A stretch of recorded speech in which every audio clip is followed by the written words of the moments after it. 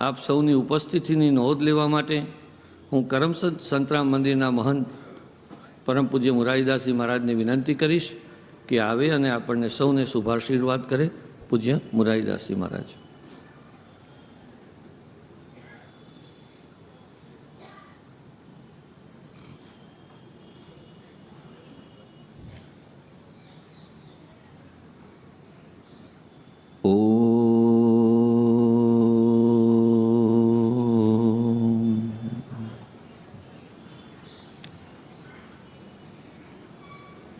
પુણ્યમ પાપહરમ સદાશિવકરમ વિજ્ઞાનભક્તિપ્રદમ માયા મોહમલાપહમ સુવિમલમ પ્રેમાંબુપૂરમ શુભમ શ્રીમદ રામચરિત્રમાનસમિદમ ભક્ત્યાવગાહન્તિ યે તે સંસાર પતંગ ઘોર કિરણે દહયંતિ નો માનવા.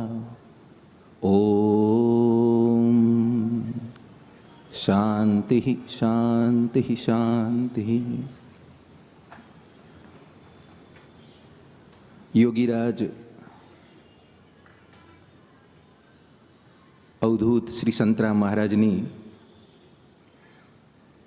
દિવ્ય અખંડ જ્યોતિના શુભાશીર્વાદ અને પૂજ્ય મહારાજશ્રીનો 194મો સમાધિ મહોત્સવ આપણે સૌ વર્ષ પ્રતિવર્ષ આ સાકર વર્ષાના માધ્યમથી ઉજવીએ છીએ, ત્યારે ખૂબ ઉત્સવપ્રિય અને અમારા સૌ સંતો અને ભક્તગણોના ગુરુવર્ય એવા પરમ શ્રદ્ધેય પરમ પૂજ્ય રામદાસજી મહારાજ સાકર વર્ષાને ખૂબ અનેક શણગાર આપવાનું એક ચૂકતા નથી. ત્યારે આપણે સૌ વર્તમાન સમયમાં બધી જ પ્રકારની વ્યવસ્થાઓની વચ્ચે થોડીક અશાંતિનો આપણે અનુભવ કરતા હોઈએ છીએ. અને અશાંતિ ભલે થોડી છે પણ બહુ મોટું ભાગ ભજવી જાય છે આપણા સૌના જીવનમાં. અને ત્યારે આપણને એમ લાગે છે કે જગતની બધી જ વસ્તુઓ ત્યાં ટૂંકી પડે છે અને એક જ સત્સંગ, રામકથા, સંત દર્શન, શાસ્ત્ર દર્શન એ જ આપણને આમાંથી બહાર કાઢી શકે એમ છે. અને ત્યારે જ પરમ શ્રદ્ધેય પરમ પૂજ્ય રામદાસજી મહારાજની આ વ્યવસ્થા સાકર વર્ષાને લઈ અને આવો જે સત્સંગનો કાર્યક્રમ કરવો.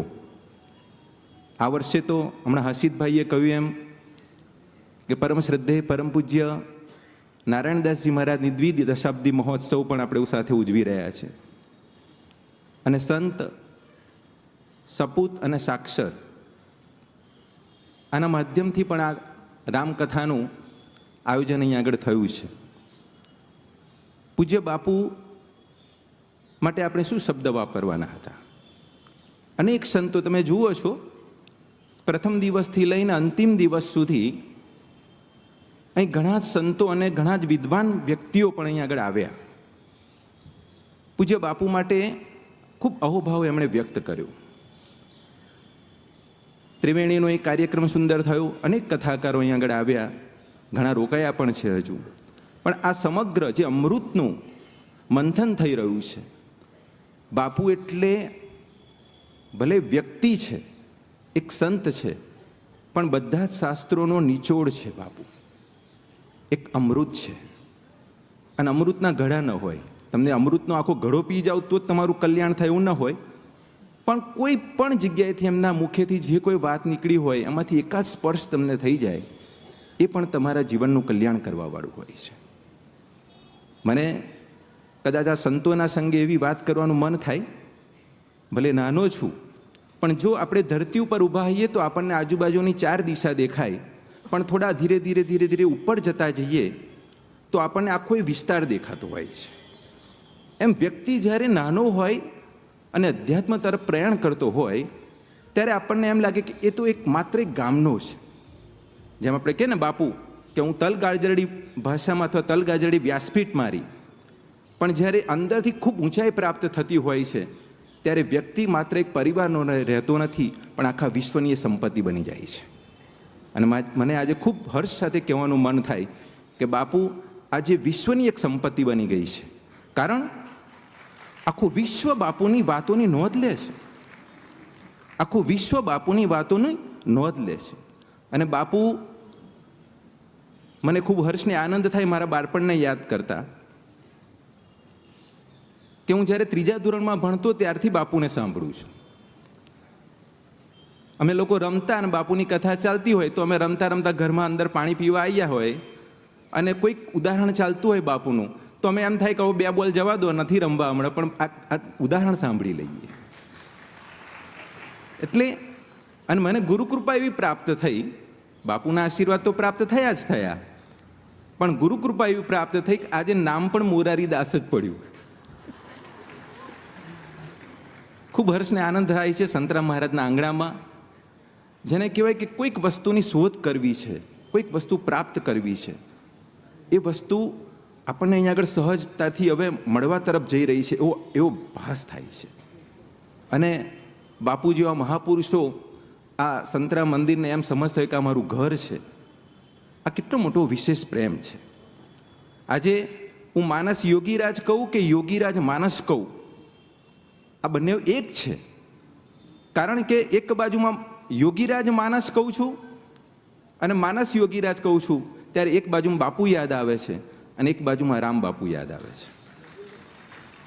એક બાજુમાં રામાયણ યાદ આવે છે તો એક બાજુમાં આપણું સંતરામ મહારાજનું પદ સંગ્રહ યાદ આવે છે. કેટલી મોટી વાત છે આની અંદર. એટલે પૂજ્ય મહારાજશ્રીએ અત્યાર સુધીમાં એમની લેખનીની અંદર 35 પુસ્તકો લખ્યા છે. 35 પુસ્તકો રામદાસજી મહારાજે લખ્યા છે. એક વાતનો તમે એક પુસ્તકનો અનુભવ કરશો, વાંચશો તો તમને ખબર પડશે કે પૂજ્ય મહારાજશ્રીનું કેટલું મોટું વિસ્તૃત સ્વરૂપ છે. મને યાદ છે કે કરમસદમાં જ્યારે મૃદુલ કૃષ્ણ શાસ્ત્રીજી વૃંદાવનવાળાની કથા હતી ત્યારે અહીંયા દર્શન કરવા આવ્યા, જ્યારે આ બધી વાતો સાંભળી ત્યારે એમને એમ થયું કે મહારાજજી માત્ર ગુજરાતી ને હિન્દીની અંદર જ આ મહાપુરુષને બંધિત ન રાખો અને વિશ્વની અનેક ભાષાઓમાં એને વિસ્તૃત કરો અને લોક હૃદય સુધી એને પહોંચતું કરો કે આવા કોઈ યોગીરાજ અહીં બિરાજમાન છે જે આપણે અત્યારે વાતો કરી રહ્યા છે. મને ખૂબ હર્ષ અને આનંદ થાય છે પૂજ્ય બાપુનો વારે ઘડીએ આશીર્વાદ લેવાનું મન થાય કે આપણને આવા બાપુ પ્રાપ્ત થયા છે. કારણ કે કેટલી વિદવત્તા, અને એ વિદવત્તાને આપણા પ્રમાણેનો આશીર્વાદ એમણે સ્વીકારી અને આપણી અંદર એમની અંદરથી એવું એક સુંદર આપણા સૌને અનુકૂળ લાગે એવું પીસણ આપે છે. ત્યારે આપણને બધાને ખૂબ હર્ષ થાય. એમની સત્ય, પ્રેમ અને કરુણાની જે વાતો છે બાપુની, આ બધું જ સંમિલિત ત્યાં થાય છે. એટલે એમાં એક સંતો જે કે એ વાત કહું તમને કે ધીરે ધીરે વૃદ્ધિ પામી તું વૃદ્ધ થા, ધીરે ધીરે વૃદ્ધિ પામી તું વૃદ્ધ થા, કા સર્વસ્વ ત્યાગી બુદ્ધ થા. સ્નાન હો ઘરમાં યા હો ગંગા તટે, શરત એક જ છે ભીતરથી તું શુદ્ધ થા. બાપુની બધી જ કથાઓનું કદાચ નિષ્કર્ષ કાઢવું હોય તો માત્ર ને માત્ર આ છે કે ભીતરથી તું શુદ્ધ થા. ત્યારે યોગીરાજ માનસ અને માનસ યોગીરાજની વંદના સાથે અવધૂત શ્રી સંતરામ મહારાજની આ પરંપરા, સંતરામ મહારાજથી લઈ નારાયણદાસજી મહારાજ અને વર્તમાન પરમ શ્રદ્ધેય પરમ પૂજ્ય રામદાસજી મહારાજ સુધી, અને અમારું સૌ સંત વૃંદ, એટલું પ્રિય વૃંદ છે સંત વૃંદ, સૌ ભક્ત વૃંદ, દેશ વિદેશથી બધા અનેક લોકો, અને ગામડાના લોકોની તો વાત જુદી છે. એટલા બધા લોકો, ગામડાના લોકો સંતરામ મંદિર સાથે જોડાયેલા છે કે આજે સંતરામ મંદિર અનેક સંસ્થાઓની સાથે સેવાના માધ્યમથી જોડાયેલું છે, અને એનો સંપૂર્ણ યશ ગામડાના ભક્તોને બહુ જ ફાળે જાય છે. ત્યારે એ લોકોને પણ હું સ્મરણમાં લઉં છું. દેશ વિદેશના ભક્તોની વાતો જ અલગ છે. ત્યારે આ બધી જ વાતોના શોર્ટમાં બહુ જ ટૂંકાણની અંદર આગળ વધુ તો નિષ્કર્ષના રૂપે આ કથાના આદરણીય અને મુખ્ય યજમાન એવા દેવાંગભાઈ પટેલ ઇફકો પરિવારને યાદ કરું કે નાથ સકલ સંપદા તુમ્હારી, મેં સેવક સમેત સુત નારી. માત્ર હું નહીં, મારો પરિવાર, મોહિતભાઈ એમનો સૌ પરિવાર છે અહીંયા આગળ ઉપસ્થિત, દેવાંગભાઈ એમનો સૌ પરિવાર અહીં જ્યારે ઉપસ્થિત છે ત્યારે મને એવું કહેવાનું મન થાય કે નાથ સકલ સંપદા તુમ્હારી, મેં સેવક સમેત સુત નારી. તો માત્ર હું એકલો નહીં, મારો પરિવાર, ઇફકો પરિવાર આખો જ, અને મને કદાચ એમની ઉપર કહેવું હોય તો અત્યારે હું 10 મિનિટ લઉં તો પણ ઓછી છે. કોરોના કાળની અંદર એમની જે સેવાકીય વૃત્તિઓ રહી છે, મહારાજનો એક શબ્દ કોઈ ગવર્મેન્ટના માણસ સાથે કનેક્ટ થાય અને પાસ થાય પરિવારમાંથી, તો આવી એક સુંદર વ્યવસ્થા, એટલો બધો સહયોગ કોરોના કાળની અંદર દેવાંગભાઈએ કર્યો છે, ત્યારે ખૂબ હર્ષને આનંદ થાય છે. અને માત્ર રામકથા પૂરતું જ નહીં, પણ વર્ષના કોઈ પણ દિવસે કોઈ પણ સંસ્થા દ્વારા કોઈ પણ સેવાકીય પ્રવૃત્તિ થાય એટલે એમાં દેવાંગભાઈનું પુષ્પ પહેલું હોય. ત્યારે ખરેખર તન મન અને ધનથી ખૂબ ઓતપ્રોત છે આ પરિવાર. મારે બહુ ઓછા શબ્દોમાં એને વ્યક્ત કરવું છે એટલે હું વિશેષ શબ્દો વાપરી શકું એમ નથી, પણ સંતરામ મહારાજના પડછાયાના રૂપે કામ કરી રહ્યા છે. આ સંતોના પડછાયાના રૂપે કામ કરી રહ્યા છે. આ ગાદી ઉપરથી સહેજ અવાજ નીકળે છે અને ત્યાં તુરંત એ સાકાર થતું દેખાય છે. એટલે ઇફકો પરિવારને પણ હું ખૂબ ખૂબ ધન્યવાદ આપું છું. અને યોગીરાજ અવધૂત સંતરામ મહારાજના ચરણોમાં જેટલું લૂંટાવાય એટલું લૂંટાવાનો એક અવસર છે. ત્યારે વિશેષ કરીને ડૉક્ટર રશ્મિબેનને પણ હું યાદ કરું કે એમના પરિવાર તરફથી પણ અહીંયા ખૂબ સુંદર સહયોગ પણ પ્રાપ્ત થયો છે આ રામકથાના માધ્યમથી. અને આદરણીય નરેશભાઈને પણ હું યાદ કરું કે ખૂબ આ બધા અનેક લોકો આ મહારાજના છત્રની અંદર સેવા માટે આવ્યા છે. ત્યારે મને બાપુની વાતો મેં બહુ કથા સાંભળી છે અને આજે મને થોડું ભૂલી જવાય એ પહેલાં હું કહી દઉં કે હું અમારા ભરતદાસજી મહારાજને પણ યાદ કરી લઉં. કારણ કે ભરતદાસજી મહારાજ એટલે એક એવા સંત કે બાપુની એક પણ કથા છોડે નહીં. અને અમને બધાને કોઈ સંવાદ કરવું હોય ને તો પહેલાં એમ કે બાપુ આ વખત આવું કહેતા હતા, બાપુ આ વખતે આવું કહેતા. સંવાદમાં જ પહેલાં બાપુ હોય. આજે દુર્ભાગ્ય છે કે આપણી વચ્ચે નથી, હમણાં જ એમનું શરીર શાંત થયું, પણ હંમેશા બાપુને જ સ્મરતા અને કોઈ પણ સંવાદ કરતા ત્યારે બાપુની જ વાતો કરતા. ત્યારે વિશેષ કંઈ ન કહેતા. યોગીરાજ માનસને પણ બાપુએ, અને માનસ યોગીરાજ, તો મારે મહારાજજીએ જે આપ્યું છે કે યોગીરાજ માનસ, એને બાપુએ પોતાની વાચા દ્વારા આજે લોકાર્પણ કર્યું છે. કેટલા બધા સંવાદો રામકથાની અંદર બાપુએ એમાંથી લઈ અને લોકાર્પણ કર્યું છે. એટલે બાપુનું અનુમોદન તો છે જ, પણ બાપુનો એક સ્પર્શ થયો છે એટલે આપણા સૌ માટે પ્રસાદી રૂપ બની ગયું છે. આજે આપણી વચ્ચે બાબાજી કલ્યાણદાસજી મહારાજ પણ ઉપસ્થિત છે અમરકંટકથી. ત્યારે વિશેષ કંઈ ન કહેતા મહારાજ માટે એક શબ્દ એટલો વાપરી દો, બધા જ ભક્તો એની નોંધ લો કે આ અવધૂત, ઘણા સંતો અમને કહે કે અવધૂત તમને એટલા ઉચ્ચ કોટીના પ્રાપ્ત થયા છે, તમારામાં તાકાત હોય એટલો એનો લાભ લઈ લો. બહિર્મુખતા એટલી જ કામની નથી, એની સામે અંતર્મુખતા પણ તમારી હોવી જોઈએ. કારણ કે એ શું આપવા આવ્યા છે એ ખૂબ મહત્વનું છે.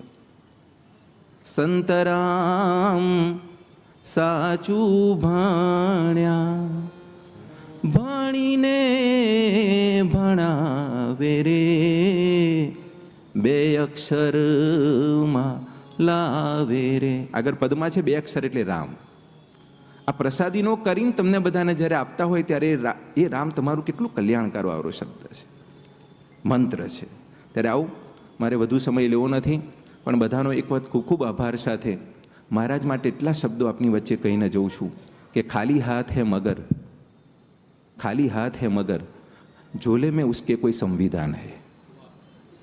આવા યોગીરાજ અવધૂત સંતરામ મહારાજની ખૂબ વંદના કરજો. બાપુ કહેતા, બાપુના ઉદાહરણો છે કે અંધારાની અંદર ચાર ચોર બધું લઈને નીકળેલા, અને અંધારામાં એક જગ્યાએ આપણે ચોકડીએ ભેગા થઈને વેચી લઈએ, પછી બધું મૂકી દો. ત્યાં આકાશવાણી થઈ કે બધું આ મૂકી દો, તમારે અડવાનું નથી, બાજુમાં જે કંઈ પડ્યું છે લઈ લો. આવું પહેલાં કે આપણે આટલું બધું લૂંટીને લાવીએ મૂકી દેવાનું, ને બાજુમાં કોંકરા પડ્યા છે એ લઈને જવાનું છે આપણે. છતાંય આકાશવાણી જેવું થયું એટલે એ લોકોએ બધું થોડું થોડું લઈ લીધું. લો થોડું થોડું, આપણું તો મૂળ વસ્તુ તો મૂકીને જઈએ છીએ, હીરા મોતી જે ચોરીને લાયા એ. ત્યારે થોડું થોડું લઈને જાય છે. ત્યારે ઘરે જોઈને સવારે જુએ છે ત્યારે એમને ખબર પડે છે. આમ તો શાંતિથી ઉઠે છે, કારણ કે હોય શું, કાંકરા જ લેવાના હોય ને, જે રૂપિયા પૈસા લાયા હતા એ તો મૂકીને આવ્યા છે. પણ જુએ છે ત્યારે તો હીરા મોતી જ પણ વિશેષ હતું. એટલે આ રામકથા આપણને એ જ સંદેશ આપે છે. પૂજ્ય બાપુ આપણને વારે વારે એ સંદેશ આપે છે કે જગતની વસ્તુઓનું બહુ મહત્ત્વ ના આપશો, બીજી વસ્તુઓને લૂંટી લો, એ ખૂબ આપણને ધન્યતા આપશે. એ જ અભ્યર્થના સાથે વધુ સમય લેવો નથી.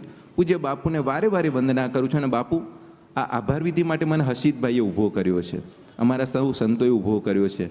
પણ આભાર વિધિ તો શું બાપુ આપની માનીએ, કારણ કે આપ તો મેં કહ્યું એમ વિશ્વની સંપત્તિ છો, અને આ ઘર બાપુ આપનું છે, બધા જ સંતો આપનું છે, અને બાપુ વિશેષ કરીને આપનું છે. આપ તો વારે વારે આવો ને ત્યારે અમને વંદના કરવાનું મન થાય. મને એ રામજીનો જ્યારે પ્રસંગ થતો અને જ્યારે બધા લોકો, ગામના લોકો વાતો કરતા કે આ છોકરા જોડે આપણી સીતાનું થાય ને તો બહુ સારું. કેમ? કોક વાર અહીંયા આવે તો એ દર્શન તો થાય ને આપણને, તો એ વાતના આધારે અમને એમ થાય કે તમે અમને અમારા માનો છો, એ બહુ મોટી વાત છે, અને અમે તો તમને અમારા માનીએ છીએ ને આ ઘર આપનું છે બાપુ. અને ખૂબ વંદના સાથે આપની ઉપસ્થિત સૌ સંતોની ખૂબ વંદના સાથે, પૂજ્ય બાબાજીના શ્રી ચરણમાં વંદન સાથે, અને અમારો સીજે પરિવાર પણ એ ઉપસ્થિત છે, એમની પણ ખૂબ આની અંદર પુષ્પ અર્પણ કરે છે. ત્યારે ઇફકો પરિવારને ફરી એક વખત વંદના સાથે, ઉપસ્થિત સૌ સંતોની વંદના સાથે વિરમું. આપ સૌને મારા જય મહારાજ, જય સિયારામ. આજે બીજી પણ પ્રસન્નતા મેં સંકેતમાં તો કહ્યું, પૂજ્ય મુરારીદાસજી મહારાજ, આપ સારું બોલો છો. આપે જે ગ્રંથને ઈષ્ટ બનાવો એની કથા કરવી જોઈએ. જે ગ્રંથ આપનો ઈષ્ટ બને, આપનું વક્તવ્ય સુંદર હતું. આજે બીજી પણ પ્રસન્નતા મેં સંકેતમાં તો કહ્યું, પૂજ્ય મુરારીદાસજી મહારાજ, આપ સારું બોલો છો. આપે જે ગ્રંથને ઈષ્ટ બનાવો એની કથા કરવી જોઈએ. જે ગ્રંથ આપનો ઈષ્ટ બને, આપનું વક્તવ્ય સુંદર હતું.